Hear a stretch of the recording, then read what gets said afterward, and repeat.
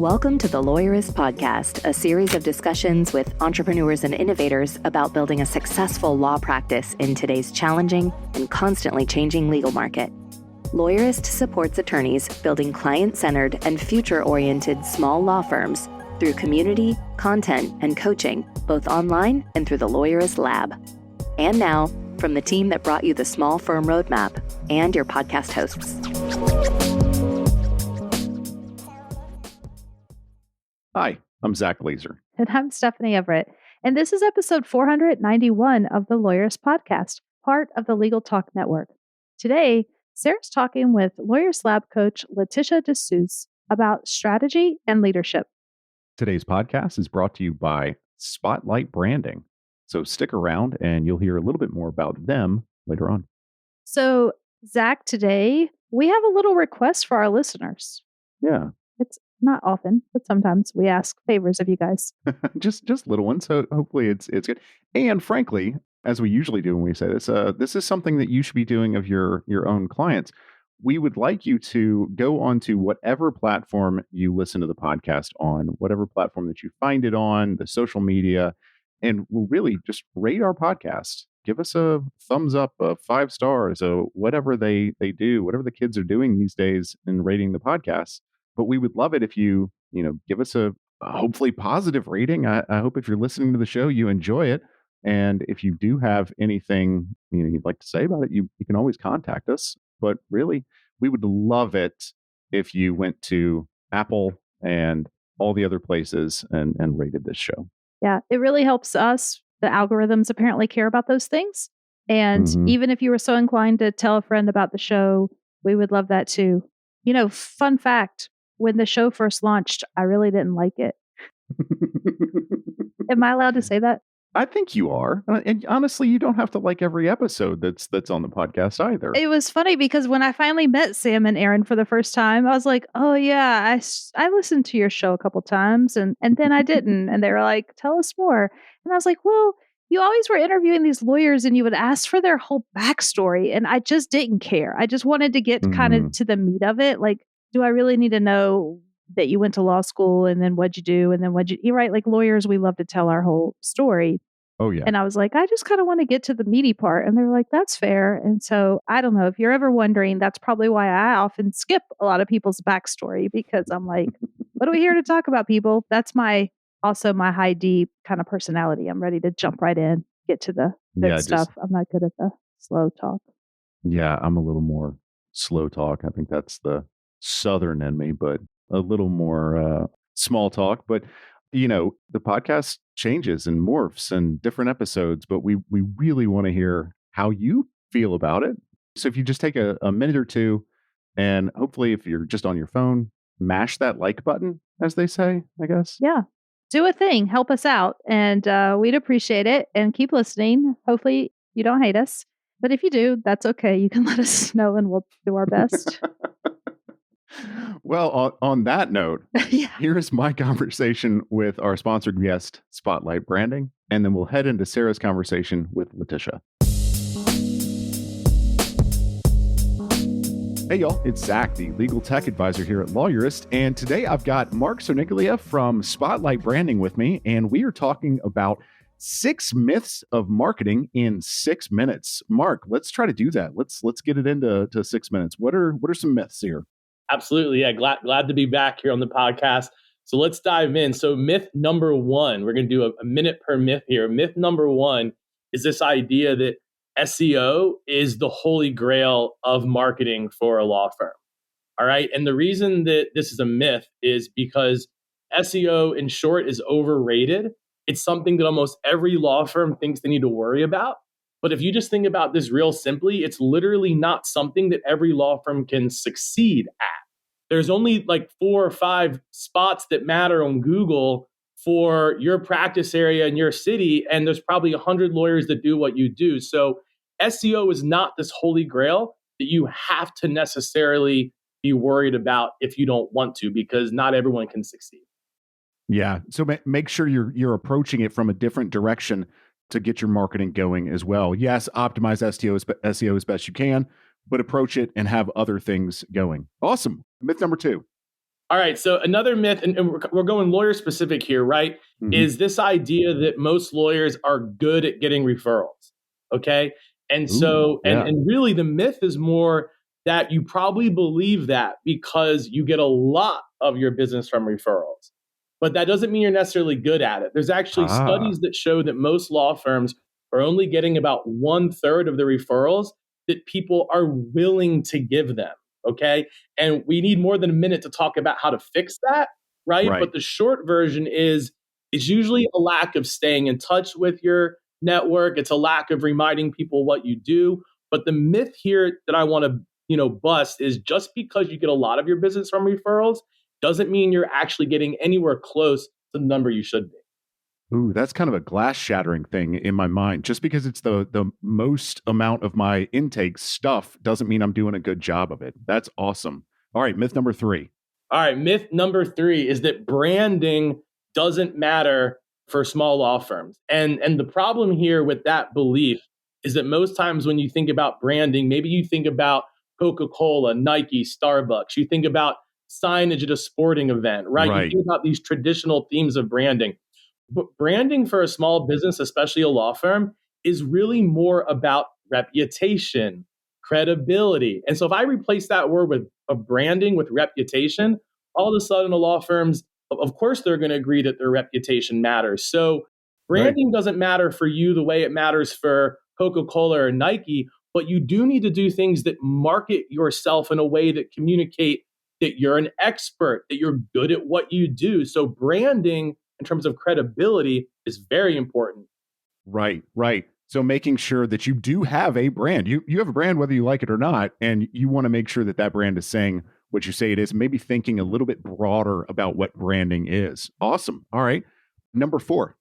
All right. So the fourth myth of law firm marketing is really just social media in general.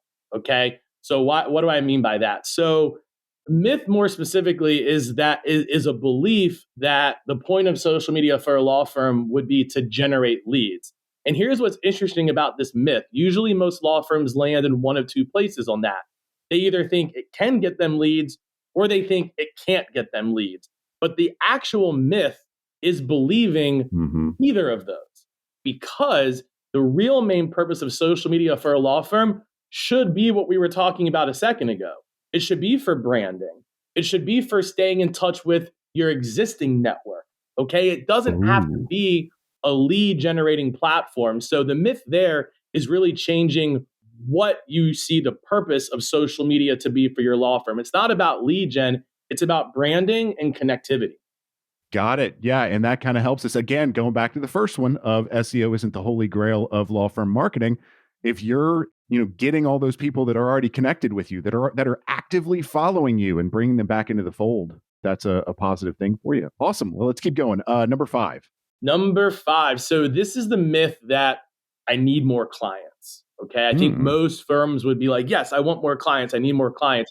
But here's why that could be a myth. Because number one, do you need more clients or do you need better clients? Almost without fail, when someone tells me they need more clients and then I follow up with that question, they would rather have better clients. Okay. They would rather have either higher paying clients or more of the kinds of cases they want Mm-hmm. or both. And the other side of that is, when you say you need more clients, does it have to be from like Google? I mean, could it be from getting better at referrals like we talked about earlier? So sometimes the myth is thinking you need more clients at all when really you need better clients. And Mm-hmm. sometimes the myth is thinking you need more clients from like search engines when really maybe it's that you need more referrals. Right. Getting into that social media aspect of maybe, kind of remarketing to our current clients. Fantastic. Okay. And so last but not least, number 6. Yes, rapid fire. Here we are in our 6th minute with myth number 6 for law firms. And this is kind of similar to social media, but it's a little bit broader. It's just the overall purpose of content marketing. I think there's a lot of misconceptions about the role content plays for a law firm. Real quick, to define that, we're talking blogs, social media, videos, email. Okay, that's all content. But the short version here is that stuff, kind of like social media we said earlier, the real purpose of that stuff isn't to generate leads. It's not necessarily even the SEO benefit, even though it can do those things. the main value of content for a law firm is to build your credibility, to build your expertise, to stay in touch with your audience and make sure that no referral or no opportunities miss. So there's a real reframing of the purpose of those items. Right, right. Love that. And I love how all 6 of these myths kind of go into each other, or at least the solution for all 6 of these myths kind of work together. So if people want to learn more about this, because, we just did 6 minutes in it, they can go to spotlightbranding.com/SEO. And again, that's www.spotlightbranding.com/SEO. Marc, thanks for being with me, and thanks for doing a rapid fire. Absolutely. And at that link, we actually have a free resource everyone can download on why SEO is overrated and what to do instead. We got some specific examples in there. Spotlightbranding.com/SEO is a free resource at that link. Love it. Love it. All right. Well, Marc, thanks again for being with me. I appreciate it. Absolutely. I'm Sara Muender, a lab coach here in our Lawyerist Lab community, and I'm joined by my fellow lab coach, Leticia, and we're here to talk about leadership today. Leticia, I don't know how your coaching calls have been going so far this year, but at least at the time of this recording, it's still February. And I have been asking each and every one of my labsters what kind of professional development goal that they want to set for 2024. And most of them have set some kind of goal around improving as a leader. So what do you think about that? How do you help guide your labsters, the people that you coach, through this conversation of leadership and how to grow as a leader? How about we just start with that? I think it's like a never-ending thing. I'm curious to know when people say, I want to improve as a leader, like what that really means. Like I'm a mother, I want to be a better mother. Like what does that actually mean? So I'm always curious to know, what does improvement look like for you? Like where are we now and what are you looking to improve? So for example, somebody told me they wanted to improve communication, still something very, very vague. And they started to get a little agitated because they didn't really know what improving as a leader meant. It just sounded like the thing to say. They knew they weren't living up to their leadership potential as they defined it, but they couldn't really say, this is what I actually want to improve. So I try to drill down a little deeper in terms of understanding improving what? How do we know that that improvement is there? Can a class help you to get there? Like, what do we actually really need to do to see improvement?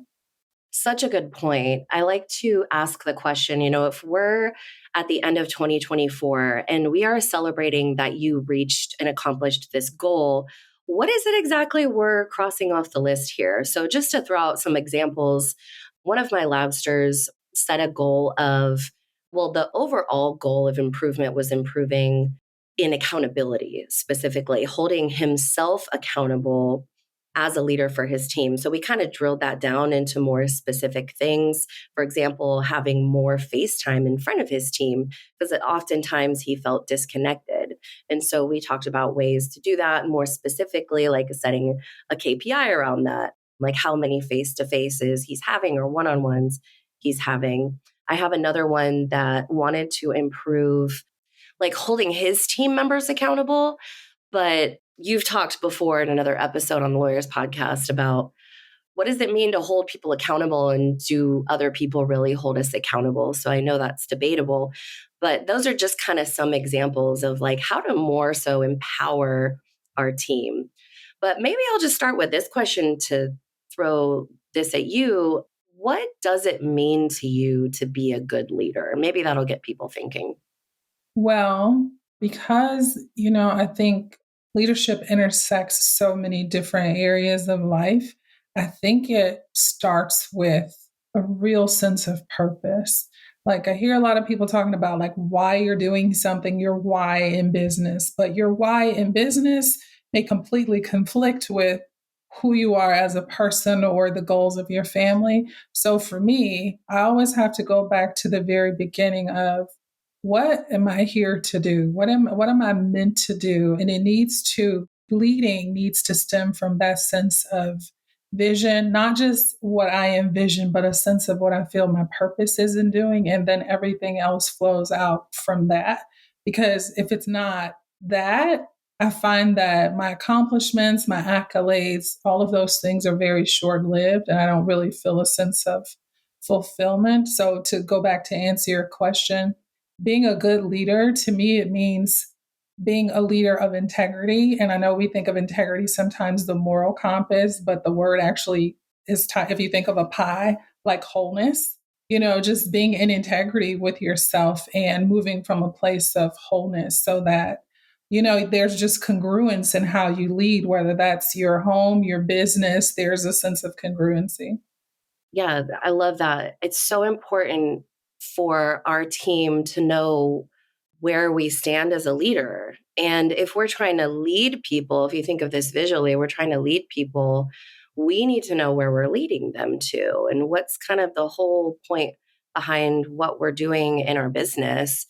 You and I were talking in preparation for this episode about this idea of success and this idea of purpose and, this term empty success.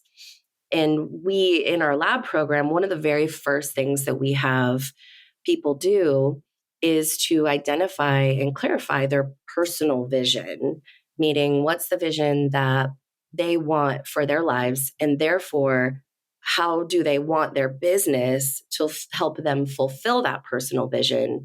I think it's so important to know how our business vision and our business goals and strategy aligns with what we want in our personal life, because ultimately, the business owners could go take a paycheck somewhere and not have to be thinking about all this high level stuff, but they had a vision for what they want in their business.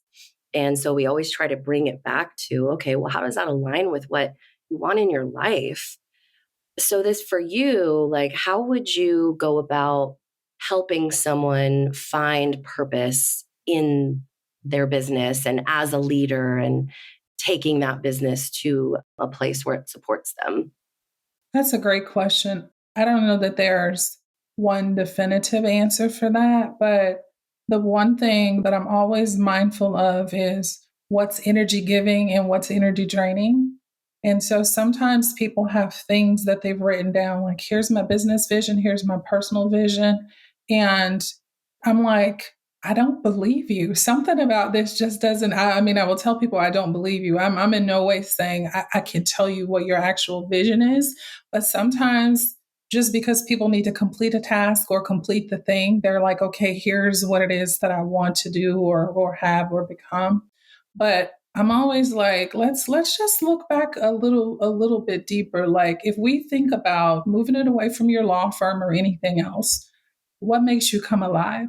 What are you doing when you feel most alive? What are you doing that feels most effortless for you? And trying to construct that and then saying, okay, how can we create this and make sure that this is a part of what you are building in your vision? Because otherwise, you can create something incredible and your heart is completely disconnected from it. So that's one thing. The other thing is, I find so many people don't even know. So many people have no idea. So many people have gotten so disconnected from their own voices that they have no idea, like, what a sense of purpose even looks like. It's like, I got to pay the bills. What do you mean? My purpose is paying the bills and feeding my family. So it's not even a part of the conversation. I worked with an attorney before, and she thought she loved immigration law because she was so passionate about this. And I'm just like, why are you always so sad? She thought it was just what was happening in immigration. And so she was like practicing yoga and getting all these yoga certifications. And that was the thing that made her come alive. And then probably, I want to say a year down the line, her firm there was so many different problems. Well, fast forward to today, she's transitioning out of law and she's got a yoga certification. And so she's now like a wellness attorney. So she's infused, just this holistic approach, yoga, Reiki, some other things that she's doing that were very life-giving for her. But now she's teaching and training lawyers who are very concerned about their well-being. So that's what I mean, like things like that. Yeah, I mean, there's so many ways. And I think that there's this temptation to kind of get stuck in this mold of thinking of like, well, I'm a family law attorney and this is what I do, and I'm going to do it just like everybody else does it. But those who are listening to this podcast, the Lawyerist fans and followers, I think most of them think differently like we do. And so we like to do things that have never been done before. We like to question the norm. We like to help people build businesses that give them purpose and fulfillment. And so, like, that's one great example. And then, of course, we had Jolene Blackburn on the podcast, who was one of our labsters that did estate planning, but she found a way to start doing or bring something in that she was passionate about, which was everything related to Halloween. And so she started speaking at these Halloween conferences and bringing clients into her estate planning firm from those. And then she kind of started this offshoot of her business around like fantasy funerals is what, and just, you got to go back and find that episode and listen to it if you're listening now, because it's really cool. But tell me some other examples of what it looks like to know you are fulfilled in your business, or you're fulfilled in leading a team, fulfilled in helping clients. I think that when you are fulfilled, there's an inner sense of joy, of peace, of just well-being. Like you just have an inner knowing, like this is what I'm meant to do. I think so few people actually get there because they won't give themselves permission to go beyond what they feel like they can do or they're supposed to do. But if we take the other side of that, when people are not fulfilled, there's sometimes restlessness, there's stress, there's overwhelm, there's burnout, there's a constant seeking of the next thing because it's the team. If I just hire the right team, then this firm is going to be what I need it to be. Oh, well, if I just set another goal. And so there's just this constant chasing of things outside of yourself, if you will, when the answer is really to go back within to say something about this just doesn't feel right. And I find that most people go outside of themselves instead of inside of themselves. Yeah, that's so true. It makes me think of other ways to incorporate things that feel purposeful for us in our business. Because I'm sure there's a lot of people listening that think to themselves, oh my gosh, like what I have now just doesn't feel right. I don't have a lot of joy in my day-to-day work, but I'm not about to go and like quit doing the type of law I'm doing or go and give up on my business.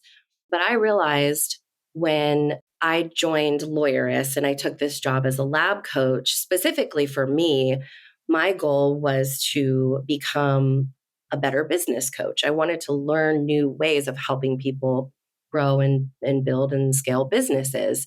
And that's exactly what I did. I learned very hands-on and I got a lot more experience in business coaching. But what I've also found along the way is, I have a very specific role. I do business coaching for law firm owners, right? And it doesn't really matter if I feel necessarily connected to the legal industry or not. I do have some background in the alternative legal space, but I'm not a lawyer and I don't, have a particular connection to the legal industry or in helping law firm owners. But what I have found is that my purpose in life is clear. My purpose in life is to set up the next generation for success because I'm a mom and I've got lots of friends with kids and it's really important to me. My purpose is to set up the next generation for success by empowering the leaders of that generation, which are people who are running businesses in, the community of firm owners that I coach. And so by showing up with that purpose and remembering why I'm doing it and what's important to me, I'm able to help them, empower them to do their jobs really well and to serve their clients well. Do you have anything you can relate to with that and bringing your own purpose in? Oh, yeah, totally. So and I'm glad you mentioned that because it doesn't have to be just like in this box, like, oh, you're a business coach for law firm owners. If you replace law firm owners with financial services, you could do the exact same thing, just like across industries, because you're clear on what it is that you're there to do. Like you're clear that you're setting next generations up for success and working with the business leaders, right? So that can transcend industry, whatever it is that you choose to do. So for me, I know that my purpose is to work with leaders. A lot of times I'm leading the leaders, not because I've done what they've done or what they do, but it's exactly the opposite because I don't. Because in many instances I haven't done, but I help leaders to, what's the best way I can say it? To me, I work with so many leaders who find themselves lost under the weight of what it is that they're actually doing, or what it is that they're doing is not a true reflection of who they are, that sense of purpose. And so I create a container with them to help them find that sense of purpose and infuse it into their leadership. They don't necessarily have to change careers or change businesses, right? It's almost like an adjustment or fine tuning what it is that they're doing and how it is that they're doing what they do. And the reason I think I work with leaders is because things flow from the top down. Oftentimes if something can be changed at the very top levels of leadership, then it can be changed in every other area of a business or an organization. And I find that working with leaders, that is a huge challenge because of trust. Who can you trust? Who can you trust to tell you the truth when everybody else is on your payroll and they're going to tell you yes, right? Who can you trust to get as real as it gets with you and to be the gatekeeper of your greatness in a way that is not necessarily impressed by accolades? How would you determine whether a law firm owner, if they have a team, if they are leading that team and if the people on the team are aligned with their vision that encompasses so much of their purpose? Well, I think you can determine team alignment by the flow of the team, by the way the team moves together, just like, in cadence and seamlessly together. But I don't want to say that everything is always smooth sailing. Sometimes there are people that are aligned with your team that challenge you to think about things in a way that you hadn't previously thought about. But if we look at what your goal is or what your vision is for your firm or for your business, do you have the people that can help you get there, right? Are you moving towards that vision in a way that is progressive, in a way that is consistent? I find so often that people point the finger at their team members and say, I need a better team. And I'm just like, well, if I hear one more time about these rock stars or these A players, and I'm like, rock stars and A players are in high demand and they don't want to work for C and D leaders. Like you can't you can't want A players and then not want to grow and develop as a leader. And so I think that the more you grow as a leader, the more you evolve as a leader, the more you will see progress in whatever your vision is for your firm and for your business. And you bring those people along with you in leadership and in the realization of that vision. So, Leticia, where would someone start? So they're listening to this and they want to improve as a leader. They want to find more purpose and fulfillment in their leadership. And then therefore their team feel like they're finding purpose and fulfillment in their roles working at their law firms. So where would you start? What would be some steps or actionable takeaways that they can start to head down the road of finding more purpose in their leadership? I'm a huge believer in reconnect. If people are not connected with themselves, and with themselves, I mean, just like their inner voice, the inner wisdom of their own spirits, and finding a way to actually connect with that. For some people, that might be prayer. For some people, that might be journaling, because I believe therein lies all the answers that you need. And you can get a real sense of whether or not you are on track or not. And if you get a sensing that you're off track, then it's like, okay, what is just a baby step or a next step that you can take to make an adjustment? And what is your life telling you about your leadership? Like, are you stressed? Are you overwhelmed? Are you burnt out? Like, your life will give you signs when something is out of alignment. Your life will tell you, but I think sometimes we're just not listening. Your team will tell you, your business will tell you, and I think sometimes we just don't listen. That's such a good point. So maybe it would look like blocking out some time to do some visioning work and getting clear on your personal vision, the business vision that you have, and thinking about, like that question that I asked you in the beginning, what does it mean to you to be a good leader? What does a good leader look like? Maybe that would be helpful for people to start exploring that so they can identify what's missing now. What else do you think? Well, I think too, it's important to do this in a place where you feel inspired. I remember spending 8 days in Tulum, Mexico on the beach with an attorney while she visioneered and figured out what it is that she wanted to do. And it was there that she said, I'm meant to be untethered. I'm not meant to work in a law firm office in plush downtown Miami. And probably within the next year, she closed that firm as she knew it, started traveling the world, and now she's over in Dubai. She just in September just moved to Dubai because she said, I'm just not meant to live in this way. So, but she was inspired by 8 days on the beach in Mexico. So I think, Yeah, that'll do it. yeah, I think just like, again, if you think about what gives you energy and what takes energy away from you, like what inspires you? And I imagine that there's a lot of people thinking like, oh my gosh, that's such a beautiful story. How inspiring. But I'm just so busy. I can't take 8 days off and go to Tulum and do this visioning work, or I can't just uproot my life and move to another country and make my law firm remote. All these excuses that come to mind. What would you say to someone who is feeling those kinds of feelings right now of overwhelm? Oh, sure. I would say think about the opportunity cost. What's the cost of remaining where you are and being there another 6 months, or listening to this in a year and you're still in the same place? So everybody's busy. It's one of those things where you, as many people that there are that may need you need you more. And so you need to be your own priority in figuring out how to do that.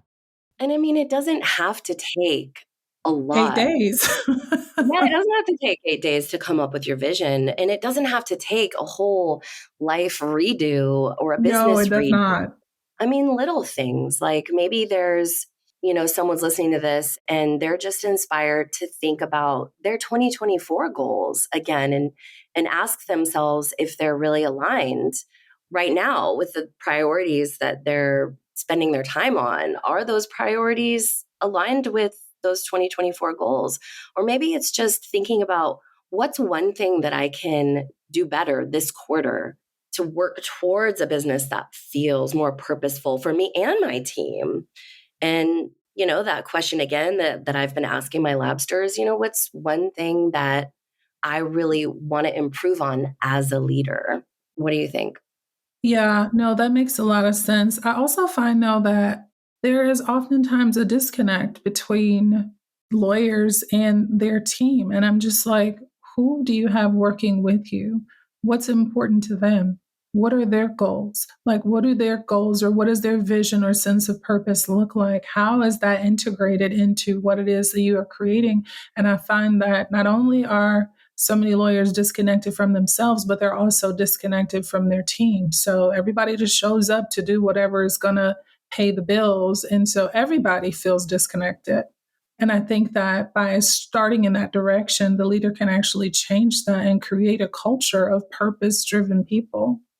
And that culture is created in the conversations we choose to have with our team, right? For And the sure. conversations we have with clients. I mean, one thing that I love about working at Lawyerist is from day one, they wanted to know what was important to me. That was a part of the interview process, was learning my values and asking me to provide examples of, times when I displayed the Lawyerist core values. So they were looking for me to know whether I understood the core values of Lawyerist or not coming into the interview process. But then even after they hired me, they wanted to know what was important to me. They wanted to know what I wanted to do after I worked at Lawyerist. They'd straight up say, we know you're not going to work at this company forever. So like, what is it that you want to do after you work at Lawyerist, and how can we support you now while you're here? Maybe there's things you can learn. Maybe there's specific projects we can put you on. I think that when you are values aligned with someone or with a company or organization, it's easier to move in a shared vision. But when you are not, that's where division comes from, because there's two visions. Absolutely. And I mean, this is just a reminder to those listening that take the time to get to know your team members, and you'll soon find out whether, they're the right person for the job, they're the right person in the right seat, that they're aligned with the vision that you have for the business. And I'm sure you can find some common ground, but it probably ends up leaving the team members feeling more motivated to get to work and show up and do a really great job. They feel heard and understood. I worked with someone before, and a lot of people do this, but they would have an annual vision board party for their team. And they would roll out, here's going to be our 2023, 2024 vision. And every team member, though, had to write their own personal vision. And then they took one thing from the team's personal vision to put on the firm's vision, because now this is a part of our quarterly planning and our conversations, because what's important to you is just as important as this business. And they were also mailed at the end of the year, they are mailed the letters of what they said they would accomplish or where they said they would be. And even if they're no longer with the firm, those letters are still sent to them.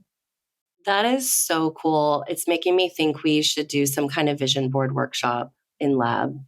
Yeah. So like I remember a couple of years ago, there were 3 of them that wanted to get a house. And so the firm owner is, hey, let's do a webinar. Let's get somebody in here to talk to you about credit, to talk to you about what needs to happen. Let me pair you with realtors. She was just as invested in what made them feel purposeful or even their goals. And so it just created a culture that was just like, wow, just what we're doing for the business is not important, but she's just as invested in us and in our well-being, which helps set them up for success outside of work, because it filtered over into their family lives, right? Into things that had nothing to do with work. I love it. It's beautiful. Well, Leticia, this has been such a beautiful conversation with you. Thanks for coming on and chatting with me for the listeners. Any final words of inspiration, encouragement, advice you would give to people around leadership? Yeah, I know everybody says write down your why, but sometimes your why is not necessarily the real why, like the real thing that you were meant to do or created to do. But you may not have 8 days on the beach in Tulum. You may have 8 minutes before your next appointment. But if you can really go within and get the blueprint for leadership, for what you're given to do, and start moving in that direction, the world will be so much better. Because right now, if you are misaligned as a leader, there's something that the world is doing without. The Lawyerist podcast is edited by Brittany Felix. Are you ready to implement the ideas we discuss here into your practice? Wondering what to do next? Here are your first 2 steps. First, if you haven't read the Small Firm Roadmap yet, grab the first chapter for free at Lawyerist.com/book. Looking for help beyond the book? Let's chat about whether our coaching communities are right for you. Head to Lawyerist.com/community/lab to schedule a 10-minute call with our team to learn more. The views expressed by the participants are their own and are not endorsed by Legal Talk Network. Nothing said in this podcast is legal advice for you.